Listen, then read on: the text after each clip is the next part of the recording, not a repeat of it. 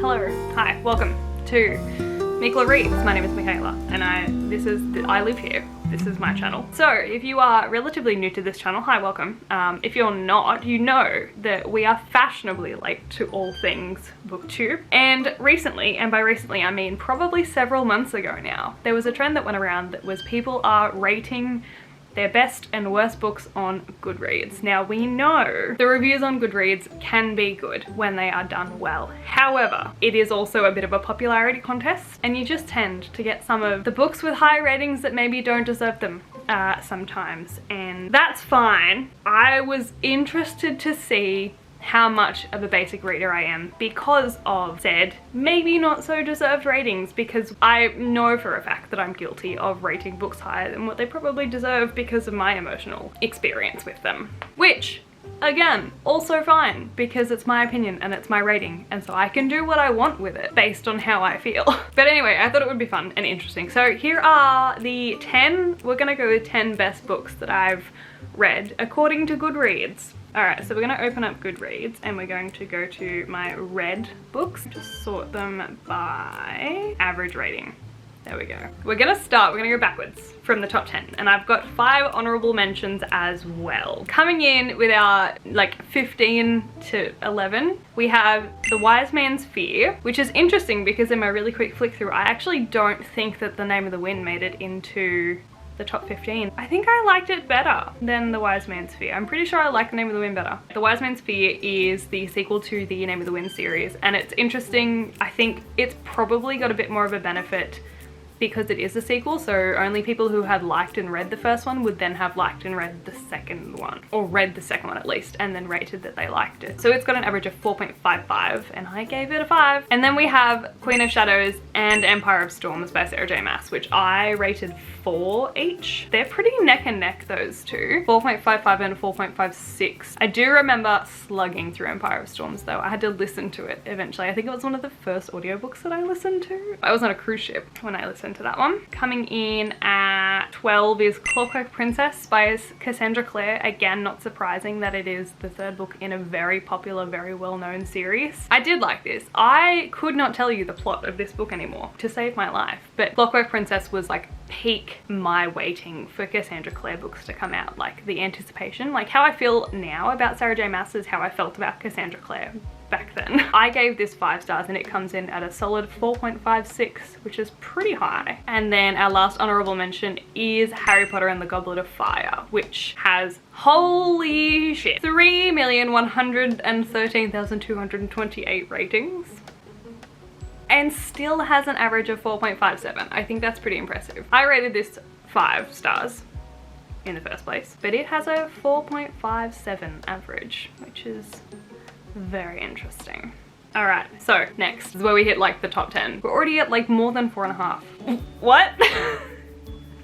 So my number 10 best rated book on Goodreads is Avatar: The Last Airbender, The Search, which I'm 90% sure I haven't even read. These are like a continuation graphic novel series for Avatar: The Last Airbender, and I bought the only ones they had available at the convention I went to when I bought these. I haven't even rated it. I'm pretty sure I haven't even read it. That must not have to count. Let's not count that. So then actually next comes in yet another Harry Potter. Harry Potter and the Half-Blood Prince. I rated this 5 stars apparently. It's got like significantly less. It's only got 2 million ratings for this one, but it comes in at 4.58. Now I think it probably is similar to The Wise Man's Fear, where it's got that benefit of already existing in the world as a series, so you're not going to read book number 6 if you didn't enjoy books 1 through 5, but it's got 4.58 average. And then we have another Harry Potter. Is this all just gonna be Harry Potter books? Oh my gosh. So Harry Potter and the Prisoner of Azkaban, which has, it's back up there. It's got more because it's earlier in the series, but interesting though, it has more and it's earlier in the series. Interesting. This is my favorite of the bunch. I think number 3 is my favorite Harry Potter book. Obviously I rated it 5, but it's got 3.5 million ratings versus the Half-Blood Prince's 2.8 million ratings. Then we have Crooked Kingdom, which as a relatively unpopular opinion, I thought was fine. I did like Crooked Kingdom better than Six of Crows, but I had to listen to it to get through it. I probably wouldn't have finished it. I would have had to force myself to sit down and read it. So this has an average rating of 4.61 with 460,000 ratings, which is probably a bit more normal for the popular Goodreads books, you know. But I'm pretty sure I actually only rated this a 3.5 or a 3.75 stars. No, I rated it 4. Okay, I did rate Crooked Kingdom 4 stars out of 5, but it has an average of 4.61, so I disagree. I disagree. I don't even know what number we're up to anymore. Kingdom of Ash. Another Sarah J Maas that we expected. This is the 980 page book. Oh boy. I rated this one 5 stars. It has an average rating of 4.61 with about 248,000. Again, you weren't gonna read Kingdom of Ash unless you've read every other Sarah J Maas book that there is. Then we have Heartstopper. Now I did have a sneaky look. Number 1 actually didn't make the list, but Heartstopper 2 is our next one. I rated this one 4 stars. It's got an average of 4.61. It was fine. It was more of a bridging graphic novel. I didn't like 2 as much as the rest. I think it was probably maybe my second least favorite in the series, but I'm not surprised that it's in there because Heartstopper has become very popular recently. Again, the popularity contest of Goodreads. And then we have A Court of Mist and Fury. Look, I'm not gonna lie, I would have put this one at the top as well. So I do not disagree with you, Goodreads, on this one. A Court of Mist and Fury has, let's just take it back down to Queen of Shadows, which is earlier in Sarah J Maas series within this list anyway. It has 395,000. A Court of Mist and Fury has 761,000. So literally double the reviews on Goodreads that her other series has. And it has an average rating of 4.62, which is pretty correct. I would agree with that. I rated it 5. I rate it 5 every time. I love A Court of Mist and Fury. It's my favorite. Then we have the last Harry Potter book, which again just has a stupid number of reviews. I rated it 5 stars apparently, but I have vivid memories of reading this when it came out. But again, last book in the series, you probably weren't going to read Harry Potter and the Deathly Hallows unless you've read books 1 through 6. And then moving on up to places 1 and 2. Yeah, that's pretty expected. We have Heartstoppers volume 3 and 4. I knew that they'd make it in there somewhere, with an average rating of 4.68 and 4.64 respectively.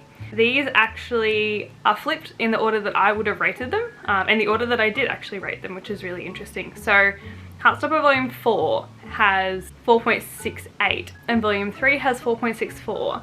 However, I gave volume 3 a 5 star and volume 4 a 4 star. What I'm interested to know is the difference between, let's say, Heartstopper volume 4 and Heartstopper volume 1, because theoretically volume 1 would have more of everything because more people are going to read number 1 and then they're not going to read number 2 and 3 and 4 if they didn't like them. So volume 1 has a average rating of 4.54 with 383 versus 4.68 with 200,000. So like almost half the number of ratings, but still holds its own with the average rating. So that's not too bad.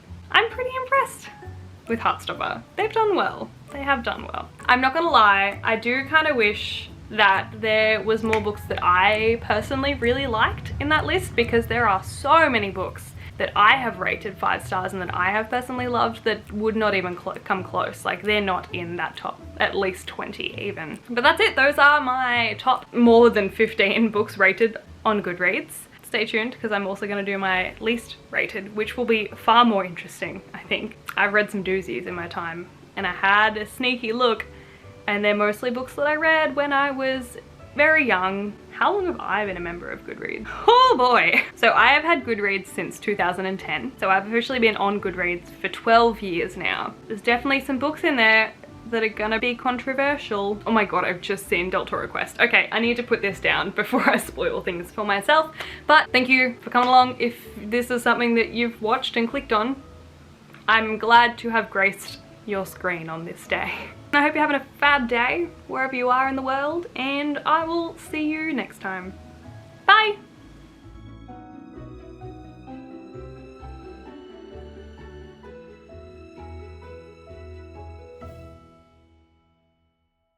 I'm literally just like a crummy human that's not even wearing a bra and filming in my hoodie.